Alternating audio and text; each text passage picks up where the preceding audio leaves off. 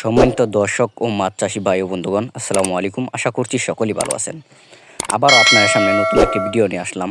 আপনারা ভিডিওতে স্ক্রিনে যে মাছগুলোকে লক্ষ্য করছেন, এগুলো হচ্ছে ব্ল্যাক কাপ মাছের পোনা।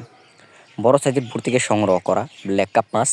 আপনারা যারা ব্ল্যাক কাপ মাছের পোনা চাষ করতে চান, অবশ্যই আপনারা আমাদের স্ক্রিনে দেওয়া নাম্বারই অথবা ভিডিওর টাইটেল থেকে নাম্বার সংগ্রহ করে সরাসরি ফোন করে অর্ডার করতে পারেন।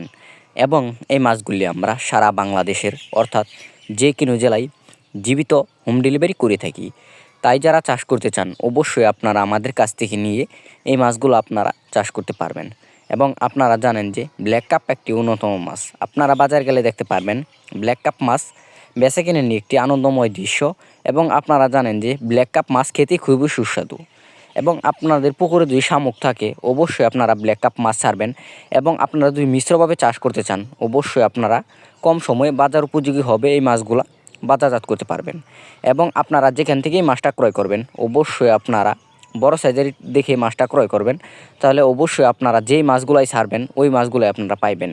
এবং আপনারা জানেন যে পুকুরে 3-4 ধরনের পুক থাকে। হাঁস পুক, কালোজিরা পুক, মাছের গায়ে লেগে থাকা এক ধরনের পুক আছে।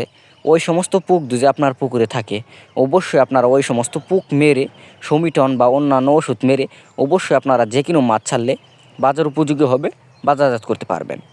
এবং এই মাছটিকে আপনারা অন্যান্য মাছের মতনই ফিড জাতীয় বা সমান খাবার খাওয়াতে পারবেন, যেমন এসিআই, আগাতা, মেগা এবং নারীসহ যে কোনো কোম্পানির খাবার।